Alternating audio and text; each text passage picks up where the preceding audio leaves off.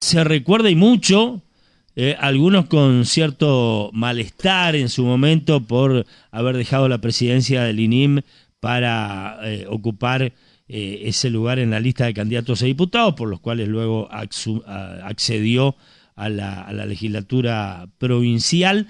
Estamos en comunicación telefónica con el presidente del flamante bloque del Movimiento por lo que viene, que aparentemente sumó un diputado más en estos últimos días.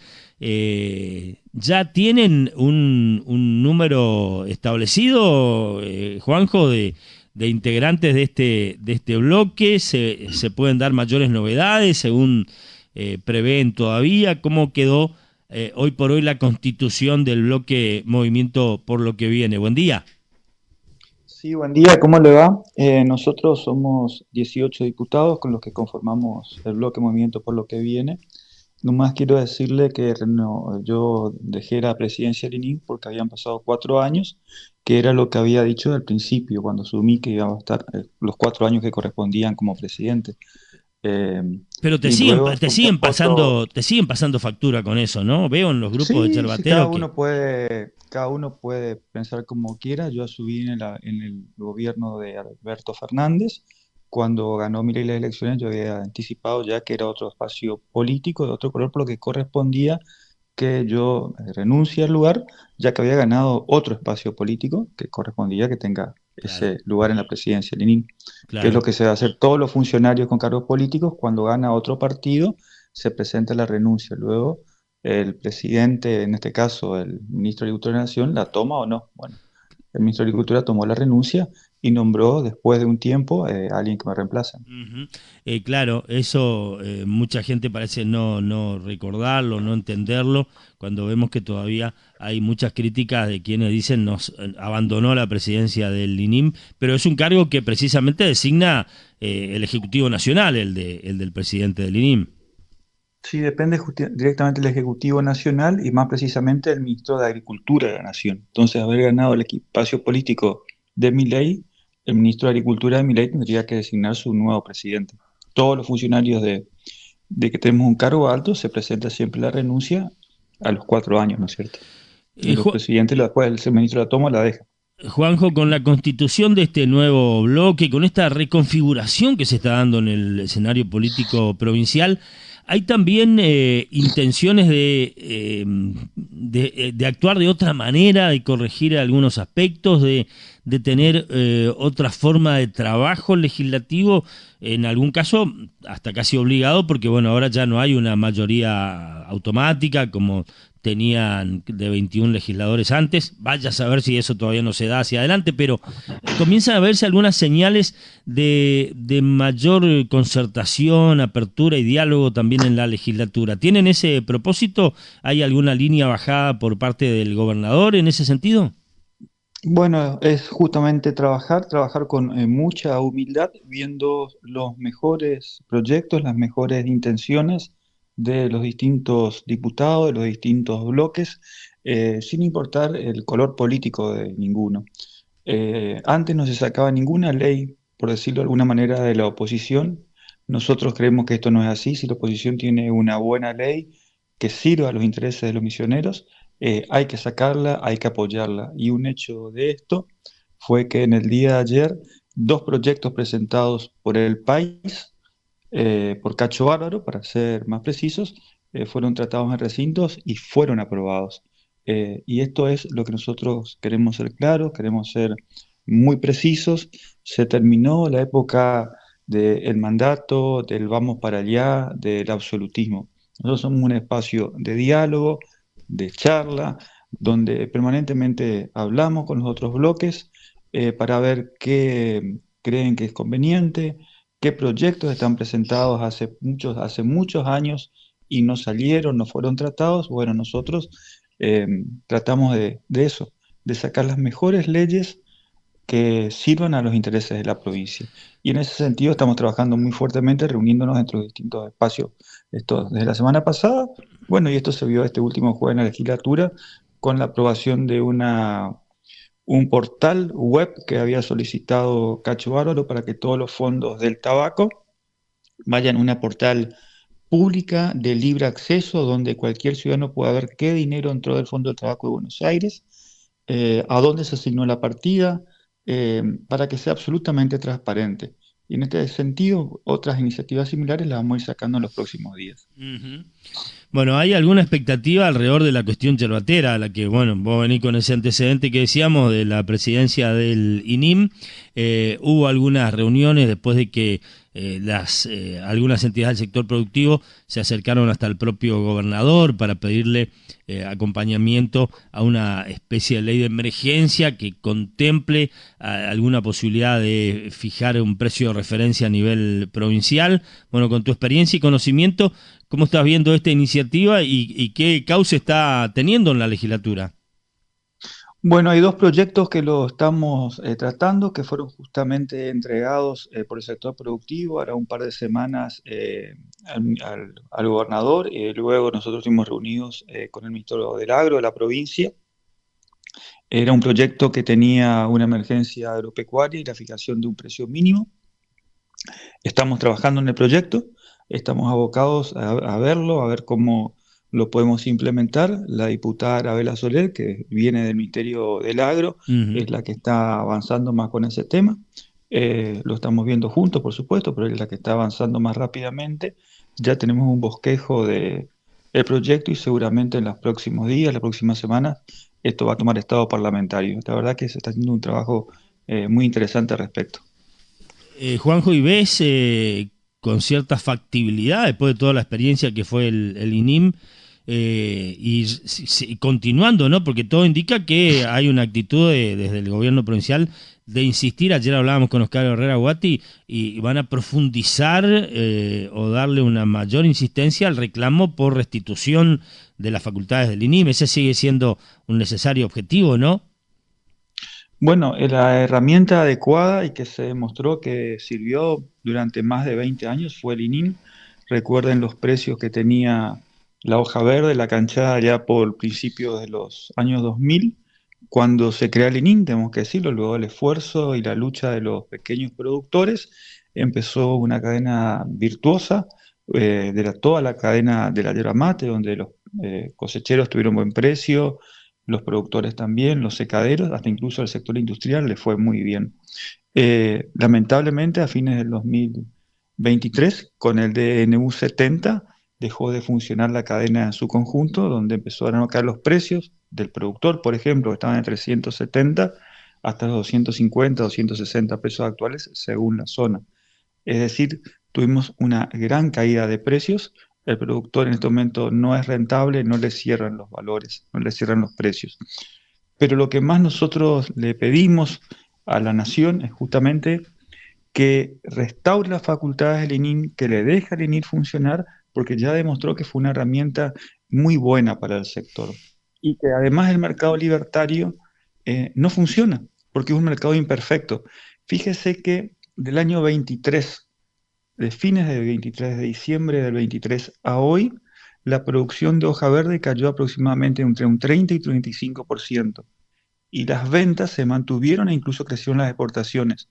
Quiere decir que el precio debería haber subido. La teoría libertaria dice que si hay menos oferta y más demanda, el precio sube. Sin embargo, ocurrió todo lo contrario, el precio bajó.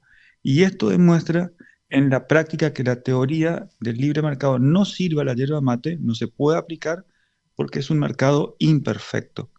Esto también se lo hicimos saber, que no está funcionando ni siquiera su teoría económica a los defensores de la libertad, y por eso es necesario poner regulaciones, hacer intervenir al Estado en este tipo de economías. Ujú. Y si, bueno, sigue insistiendo este gobierno nacional en su postura, como hasta ahora, y no se consigue torcerle el brazo, ¿crees que se puede hacer algo provincialmente para ir estableciendo algún precio de referencia? Nosotros estamos trabajando y sin ninguna duda vamos a tener que hacer algo, aunque no sea la herramienta ideal, porque la herramienta ideal, vuelvo a decir, es el INIM funcionando con todas las funciones, para la redundancia, que tiene, por la que fue creado, por lo que se trabajó en estos 20 y pico de años, pero bueno, alguna solución tenemos que buscar, alguna salida hay que buscarle porque la situación es dramática de los pequeños productores, de los tareferos y también de muchos secaderos. Correcto. Bueno, os genera mucha expectativa todo esto alrededor de una situación que, como bien describís, ya es de absoluta emergencia, ¿no? Y se pone en riesgo la continuidad de cientos o miles de familias productoras de yerba mate en nuestra provincia. Juanjo, ayer volvió Rovira después de su ausencia, la que habías criticado la semana pasada, ¿con alguna repercusión allí en el ámbito legislativo?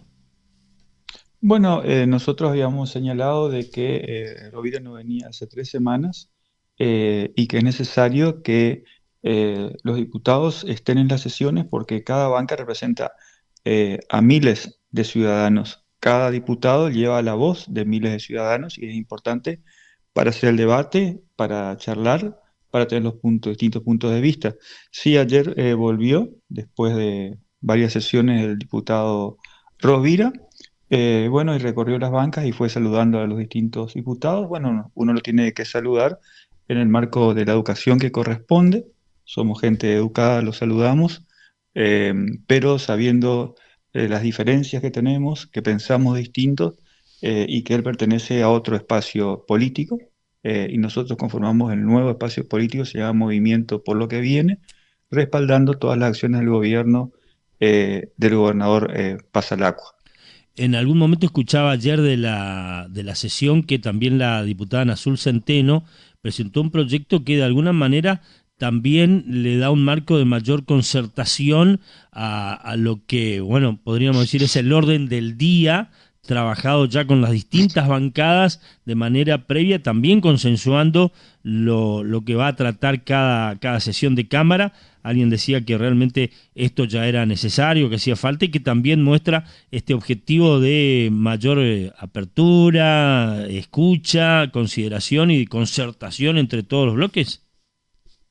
Bueno, mire, para hablar con absoluta sinceridad, hasta hace un par de semanas venía eh, determinado el plan de labor directamente de la Ujú. presidencia y a Ajá. eso teníamos que los diputados trabajar con ese plan de labor en el que teníamos mínima participación. El proyecto presentado por la diputada Ana Azul Centeno es muy, muy bueno y abre justamente la legislatura de lo que nosotros queríamos, al diálogo y al debate, ya que este proyecto que lo vamos a sancionar seguramente en los próximos días para que se pueda hacer el plan de labor para que la ciudadanía entienda, son las distintas leyes que se van a debatir y se van a votar en la Cámara, se le va a dar participación a los presidentes de los distintos bloques, todos los bloques, los presidentes de todos los bloques, vamos a sentarnos un día a la semana para ver qué leyes están para sacar, qué leyes pidió la ciudadanía, cuáles son, y entre los distintos presidentes de bloques vamos a determinar las distintas leyes que van a ir saliendo. Ya no va a ser una imposición de que salga esta u otra ley. Las leyes que se van a debatir y tratar en el recinto van a ser las que en consenso las pongamos y las consideremos las más necesarias y urgentes entre los distintos presidentes de bloques, el oficialista y los opositores. Ujú. Correcto. Sí, veía Esto que... mejora muchísimo Ujú. la calidad institucional, ¿no es cierto? Porque va a haber algunos que ya se van a ir tratando, otros van a quedar a la vista de la ciudadanía porque no fueron tratados, pero así, semana a semana, vas a venir tratando todos los proyectos que de alguna u otra manera hace muchos años, algunos están encajonados, otros son necesarios sacarlos ahora, que están siendo presentados en estos momentos. Bueno, los mejores proyectos, los más interesantes, los que sí van a empezar a parlamentario y van a empezar a ser votados en la nueva tipo de cámara que vamos de acá en adelante. La muestra fue este jueves, donde por primera vez en muchos años dos proyectos de la oposición fueron votados y sancionados, en este caso del Partido Agrario y Social, ¿no? Ujú. Correcto. ¿Y había algunas iniciativas de reforma política con ficha limpia, con limitaciones a sublemas? ¿Eso seguirá siendo tratado o está en consideración? Bueno, hay un proyecto de ficha limpia, nosotros los estamos analizando, hay varios proyectos en ese sentido de distintos bloques. Nosotros queremos que hay que trabajarlo a conciencia, tiene que ser un proyecto muy serio porque de aquí en adelante va a ser uno de los requisitos indispensables para que un ciudadano pueda ser candidato, pero también sabiendo que no podemos cercenar el derecho de un ciudadano a ser candidato. Por ejemplo, un candidato que haya pasado una luz en roja no se lo puede proscribir para que sea candidato, o un candidato que eh, tenga cualquier denuncia, por leve que sea, tampoco. Tienen que ser, por eso, analizarlas para que los motivos por el cual un candidato no pueda ser, un ciudadano no puede ser candidato, tienen que estar bien clara, bien determinada, pero como decía en uno de los proyectos, por pasar un semáforo en rojo ya se le proscribía. Ujú. Eh, o por tener un auto mal estacionado se le proscribía porque decía que si tenía una multa de tránsito no podía ser candidato. Bueno, eso es tipo una proscripción. Pero si hay delitos que si un ciudadano lo cometió, no debería poder ser candidato. Entonces estamos trabajando justamente en esta ley para que sea muy clara y los ciudadanos que cometieron determinados delitos de determinada gravedad no puedan ser candidatos. Ujú. ¿Y sobre la ley de lema, si alguna reforma al respecto? Nosotros consideramos que tenemos que trabajar. Hay presentados varios proyectos en ese sentido. Consideramos que vamos a analizarlos, estamos trabajando en eso, pero creo que va a llevar un tiempo. Son proyectos muy grandes, muy amplios, pero se están considerando en este momento varios proyectos. Lo mismo de ficha limpia, hay creo que 7, 8 proyectos de distintas bancadas, Mm. por eso hay que juntarse, analizarlos y ver de sacar el mejor proyecto, ¿no? Correcto. Diputado Sichowski, muy amable, muchas gracias. No, gracias a usted, muy amable. Y buen día. La radio, tarde o temprano, la alternativa de su voz. Publicite en la radio 3755 525819